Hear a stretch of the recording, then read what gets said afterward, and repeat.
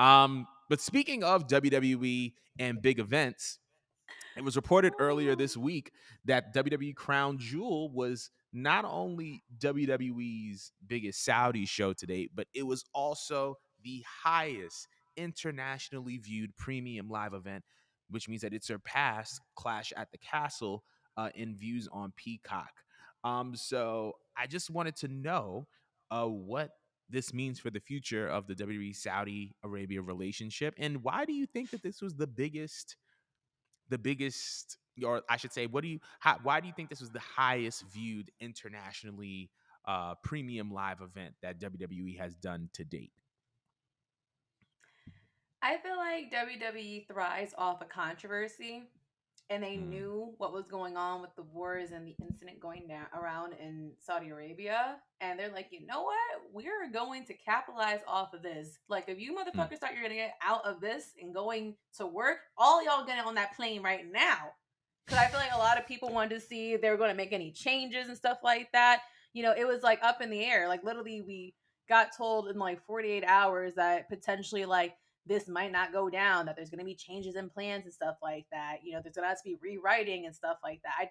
I think that there was a lot of anticipation. A lot of people are watching just out of seeing what's going to happen. And I mean, it worked mm. in their favor that they happened to be in a location where luckily everyone was safe and they all got home safe. So love that. Great for them.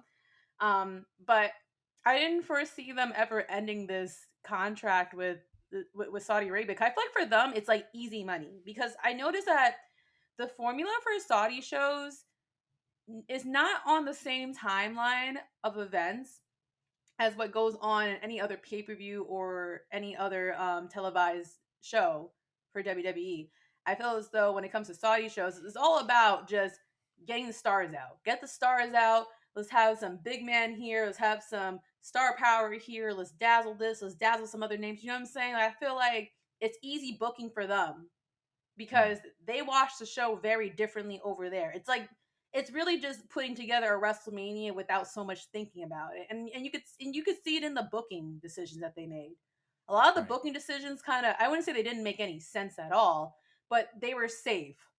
A lot of the Mm. booking decisions were safe, and they gave enough pacing for big spots, big moments and stuff like that. I mean, we saw that with the match with Logan Paul and Jake Paul coming in and Roman. Like, that was a match where you really were just watching, yes, because you knew Roman was going to win anyways, but it was there to showcase a star that was Logan Paul, and then just while you're at it, throw in more stars. They watch YouTube just like the rest of us in America. Let's go throw in all the other podcasters and other stars from YouTube, or I think one of them's a boxer or does MMA or something like that. Yeah, They're Jake like, yeah, Paul. let's Yeah. get names after names. Brock Lesnar and Bobby Lashley didn't necessarily need to happen. No one's going to complain about it. I was complaining about it happen, but they need another big man match. They just threw them together, and you notice they went with a safe ending that made them both look good afterwards. Um, no one cared to see Omos versus Braun Strowman, but on paper, to see two big men to just give you that very stereotypical, big meaty men when it comes to wrestling, they gave you that. It was just easy money, an easy paycheck for all of them. They probably had to endure a long, shitty flight, but it's just like, why would you want to stop that? You get a fat behind check, and all you have to do is just throw out random matches that you would put together if you're playing SmackDown versus Raw or whatever. Like it. Right. I see why they do it. I see why they do it, and I'm honestly not mad at it because Right. it's a good business move and it gets more eyes on their product. Because I'm not sure if you guys noticed when I was watching, there was a lot of adults in that crowd. A lot of adults. I was actually very taken back because compared to America, it would have been like about 75% kids, 25% actual adults. It was like a good 60% Chunk of adults, adults. 40% kids, which was actually like it goes to show you like how devoted of fans they have out there. So why would you not want to invest in that pool of fans? So good business move on them. It sounds stupid, but it's an excellent business move. What do you think? Right. I think that it definitely was, a lot of it was controversy based, as far as like, I think they were trying to figure out like how, especially with reports of an imminent attack because of the conflict between Saudi Arabia and Iran. I think that a lot of people were tuning in because they wanted to see what was going to happen. I do think that another part of it was Roman Reigns and Logan Paul.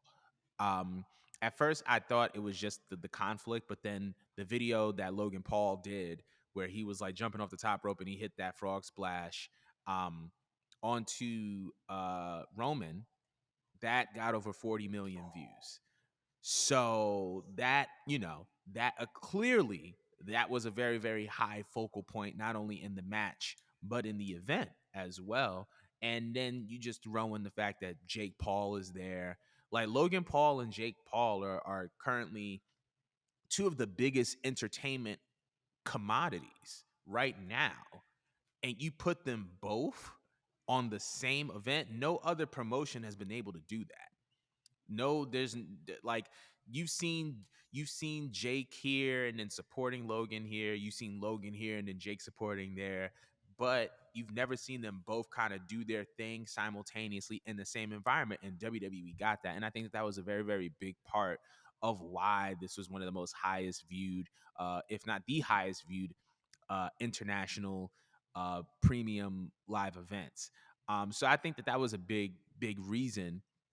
But it was interesting that you touched on the Braun Strowman and Omos match, because Braun Strowman put out a very, very interesting tweet talking about, see, you don't have to do the flippy floppy da da da.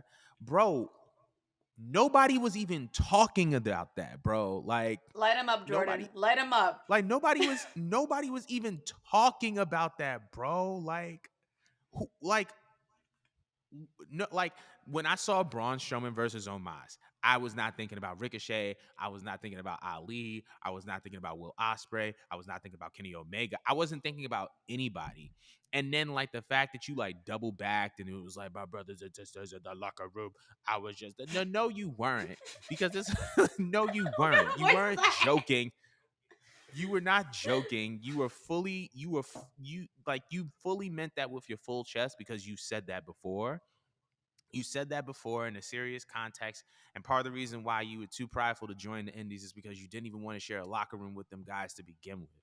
You don't like the high flyers. You've never liked the high flyers, and you use all these different opportunities to slander them, even though nobody's paying attention to them.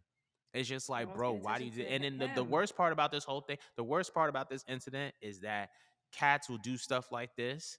And then when people start booing them, or people say, oh, I don't like Braun Strowman, they're like, I don't know where all this hate is coming from. It's just like, why would you throw stones and then hide your hand? Like, you know why people don't like you. You know why people in the back don't bangs with you like that, because you use opportunities where you can just celebrate the matches you have to bring down other people. And it's not that serious. And you didn't even have to do that, but I just had to get that out of my system because that just really, really blew mine.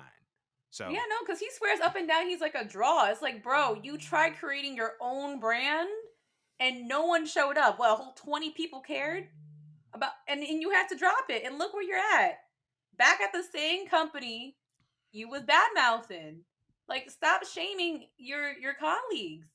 Cause not for nothing, at the end of that whole pay-per-view, I promise you no one was talking about that match. You had to remind us, and the only reason why anyone was tweeting about it and your name trended is because you got dragged by Ali. And who else dragged him? Ricochet. Ricochet. Like, Yeah, Ricochet. and that's the thing about Braun. He be chirping and then he can't give it back and then he has to backtrack. It's just like you weren't joking about nothing. He has this delusion in his head that he's a bigger star than what he is. He's big and that's it. That's your whole personality. You're big. That's the only reason why you're signed. You're big. You don't do nothing for this company. You don't draw a dime anymore. All right. After we got past the get these hands and you can't do nothing past get these hands, like we saw through the bullshit. Like you can't do nothing. You're a one trick pony. And by the way, shout out to Omaz for not engaging in that because he tried tagging him. I noticed that he didn't engage in it at all. He just left it alone. And that's the best possible thing you could do when someone tries to drag you into that because you don't want to be associated with Braun in that type of way. So that was very high class of him for not engaging, just leaving it alone. So shout out And to you him. and you want to know why? Because you know what a black person's gonna do? Mind their business. Anyway, moving on.